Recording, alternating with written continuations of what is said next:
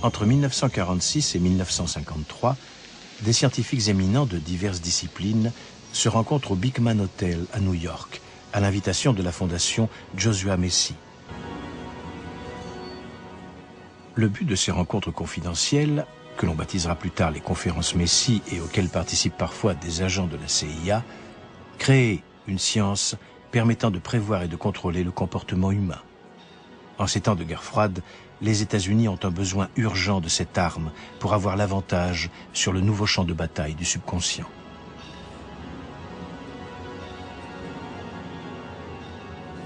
Les participants des conférences Messi accueillent avec grand intérêt la publication en 1950 de La personnalité autoritaire. Il s'agit d'une étude collective de l'Institut international de recherche sociale, une annexe de l'Institut de recherche sociale de Francfort, dont les figures majeures sont Max Horkheimer et Theodor Adorno. La personnalité autoritaire est à l'époque l'étude sociologique la plus complète d'une société, en l'occurrence les États-Unis.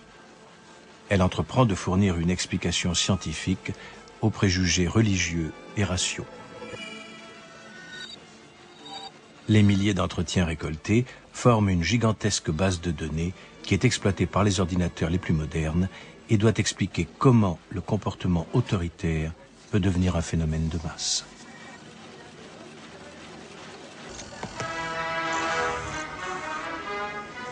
Les auteurs de l'étude pensent que la cause se situe dans la matrice autoritaire de l'homme, qui est la clé de la psychologie du fascisme et des systèmes autoritaires en général. Cette matrice se développe au travers de l'éducation et de la tradition. Elle est incompatible avec la représentation métaphysique d'une nature supranaturelle.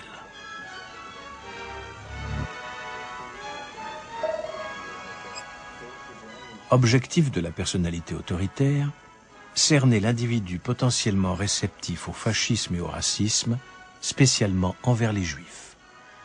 À cet effet, les sociologues mettent au point une échelle qui doit mesurer le potentiel fasciste de l'individu, baptisée échelle F.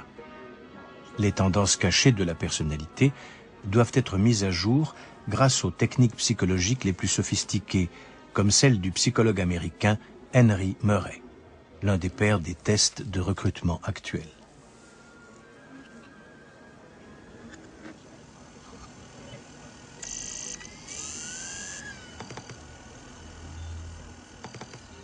Pour éradiquer à jamais le fascisme et l'antisémitisme, il apparaît nécessaire de changer la nature de l'homme et son modèle culturel afin que cette matrice autoritaire disparaisse définitivement.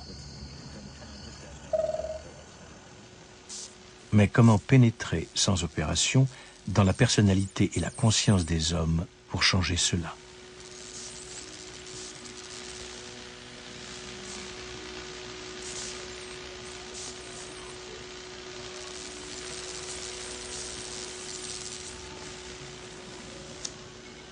D'après le psychologue gestaltiste Kurt Lewin, l'un des participants aux conférences Messi, il convient d'abord de détruire les anciens équilibres et valeurs pour rendre les relations fluides.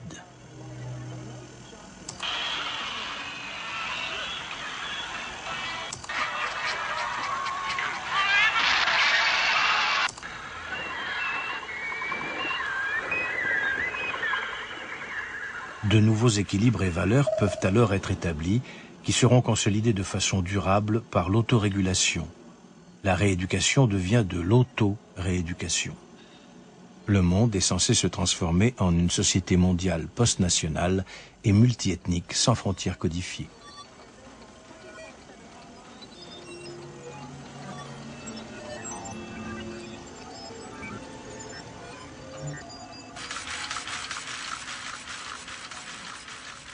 Les participants des conférences Messi pensent pouvoir fournir les outils et les plans de construction nécessaires à l'avènement de ce nouvel ordre mondial. Des machines à calculer nouvelles et plus rapides, ainsi qu'une théorie des systèmes et des modèles cybernétiques grâce auxquels tous les domaines de la science, de la culture et de la politique pourront être contrôlés et dirigés. Cela doit permettre la programmation d'un homme nouveau, d'un homme anti-autoritaire.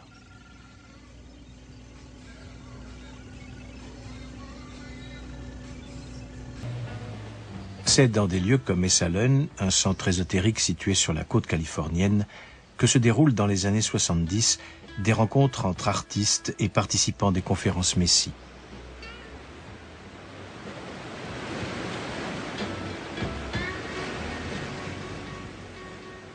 Il s'agit de faire émerger une nouvelle spiritualité grâce à la cybernétique et aux drogues et de vulgariser les idées des conférences Messie.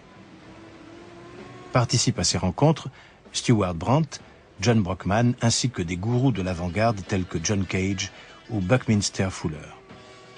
Elles permettront à la cybernétique et à la théorie des systèmes de se répandre dans les milieux internationaux de la bohème et d'acquérir ainsi une aura non militaire.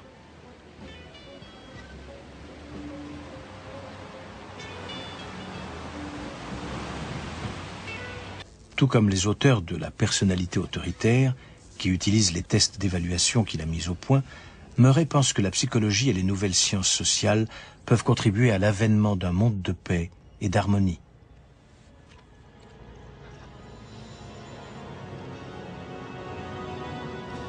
Un nouvel ordre mondial, avec des lois planétaires, une police planétaire et un gouvernement planétaire.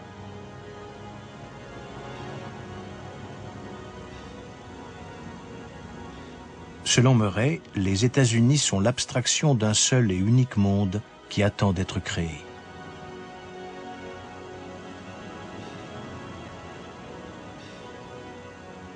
Le sort a choisi les États-Unis pour mener à bien la dernière et la plus difficile des expériences, la campagne globale du bien contre le mal.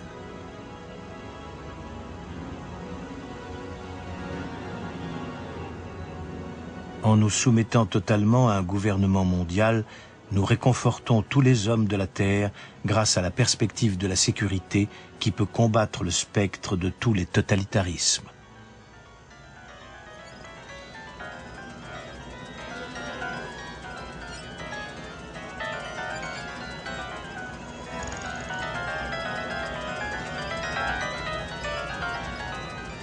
L'homme national est obsolète et doit céder la place à un homme mondial.